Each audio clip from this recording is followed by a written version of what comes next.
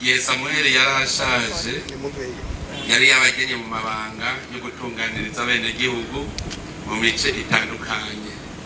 Mugabo bana baca batangura kugira inyifato mbi, baba bagira iturire, barenganya, bagira abankunzi, barakora ibibi bitari bike. Bica bituma abene gihugu bacika inkokora, barabona ko atakazoza kari mu gihugu. Niho baca batonda kwa Samueli, abakurambere batonze kwa Samueli, bagiye kumubwira bati twebwe twabonye ko atakazoza, wewe urashaje, abana bawe nabo turabona ko atakizovamwo. None rero tureke dutanguye kwironderera rero natwe twagwe nko kubindi bihugu bitwagwa, natwe twimike umwami.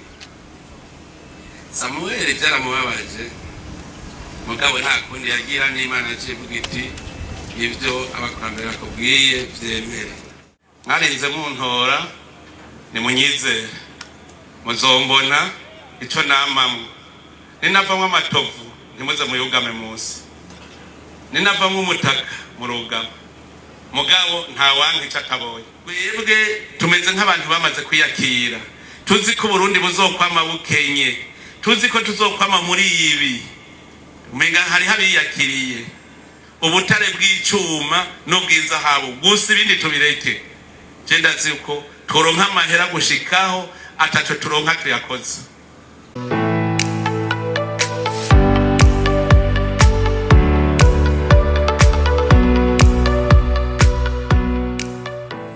Bene Samueli, igihe Samueli yarashaje yari yabagenye mu mabanga yo gutunganiriza bene gihugu mu mice itandukanye.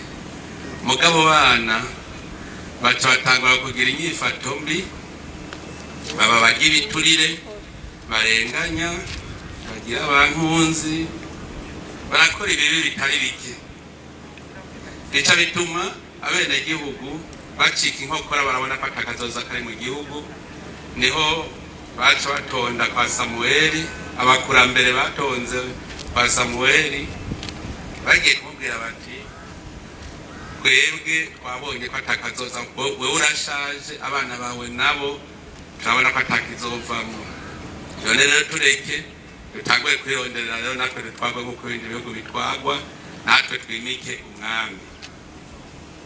Samueli byaramubabaje, mugabo nta kundi yagira, n'Imana ivuga iti ibyo abakurambere bakubwiye byemere.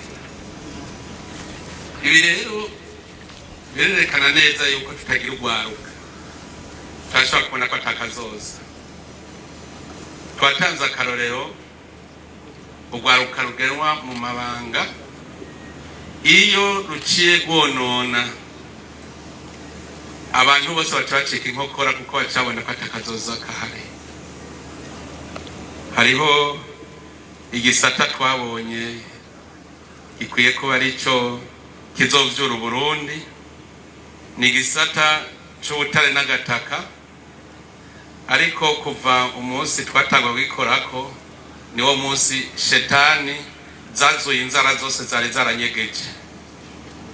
Ni gitangaza aho abantu bari kugira umunsi mukuru ko babonye itunga, ahubwo niwo munsi amashetani yose yavuye yava kagera aje kugwana, aranyemeza ko ndi umubeshi, ivyo bintu atari vyo, batako baranangwanya ngo nta mukuru w'igihugu abesha, kubera gusa nerekanye ubutaraho buri. Jerekana ko hariho amashetani ngaha bunze ashaka Burundi butazopfa buteye imbere. Ico gihe nanje navuze nti ntaco, kuko abo bace banyiruka ko barabo muri OBM nyene abari bajeje ico gisata. Cyamvuga nti nta kibazo, reka nje kwirondera abahinga babunyoye ndabe ko batabubona. Yaje kwironderera abahinga babikozemo, babikoramwo, baraza barandabira, barakora n'ivyigwa. Mugago shika no kuri isaha ndazi ko hariho abariko barabigwanya. Nabwiye nti sawa, mwarinze muntora nimunyizere, muzombona ico namamwe. Ninavamwo amatovu ntimuze muyugame munsi, ninavamo umutaka mu rugabo mugabo nta wankica atabonye ko ndazi yuko n'ubu abariko barahiga ngo ntibwiyimbwe bariho garaganda babwire ko bizokura mugabo sico nshatse gushikako nuko igisata c'ubutare n'agataka OBM nasanzwe twagenye niwe yoba ariwe wa mbere ari mu mabanga akomeye mu gihugu afise imyaka mike ntavyo narinzi sinari nabiravye imyaka afise sanga afise imyaka 26 hanyuma abatama baranyase ngo kubona nzana ikibondo ngo kiba ari ico kirongora igisata nk'ico mugo umutama wa mbere yabivuze amenya n'umutama nawe yabaye umutegetsi muri ibyo bisata nyene ndamubaza wowe ko wahakoze ukuze nyereka kimwe wo kwirata wakoreye i Burundi ko akora mu gisata cy'ubutare n'agataka muguri kuragaya uwundi wewe ko ari umutama w'amaziki mugabo yaravuze ngo ivyo bibondo ngo zurahangwa ngo amabanga hanyuma ncambaza ikibazo yigira kabiri ni ikibondo kirigisha kaminuza ko yari umwigisha wa kaminuza ikibondo kirigisha kaminuza ntibashobora noneho nibaza yuko ubugabo ntibubonekera ku bwanwa kuko hariho abo bahora bavuga ngo ubwo bwanwa burabereye akabeba kandi bafise ubwanwa ugaruka narubwiye nti nimwiyumvire nk'ubu twonanigwa guteza imbere ico gisata c'ubutare n'agataka abarurongoye arugwaruka abantu bose bacika inkokora bati uburundi ntaco buzopfa buvuye nico tumugwarukana rusavye kusengera cyane uburundi gwaruka ruri muri ico gisata c'ubutare n'agataka kuko niho hagira hazane itunga ry'uburundi mugamurumvise uko amashetani acavyuka yose namwebwe mubandanye gusenga kugira ngo ibintu bigende neza ugwaruka kandi nasubiye ndagwigisha nico mbere nahereje ko ingene ariko washitse mu gihugu c'isezerano mu bari bakuze bose Karego na Yosuwa nibo bonyene bahashitse bari basigaje iminsi 40 ngo bahashike kari gitigiri 40 rero nuko za turacubaha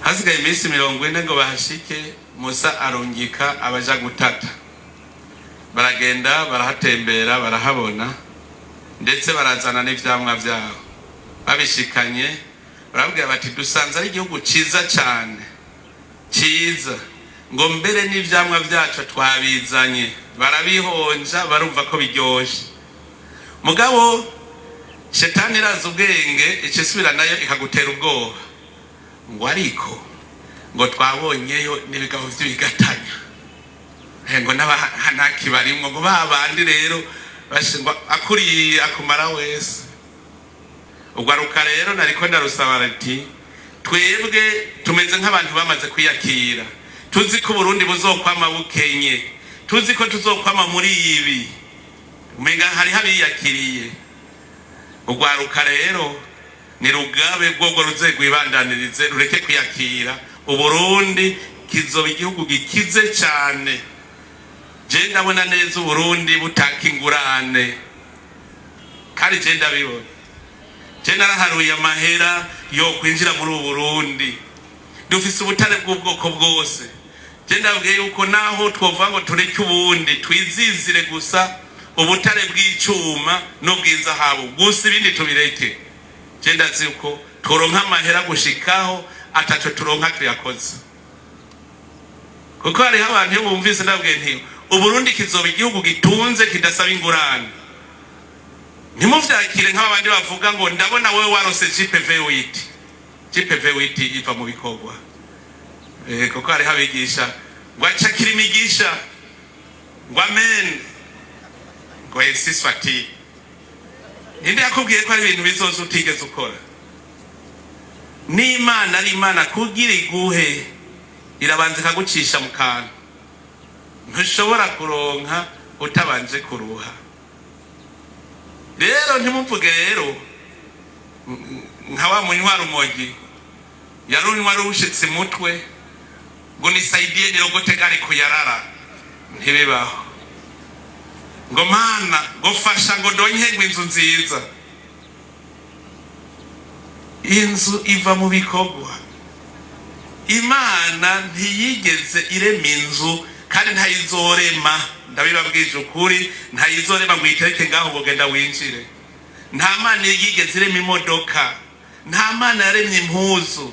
Muga Imana yaremye ibikwiye byose kugira nabo bandanyirema.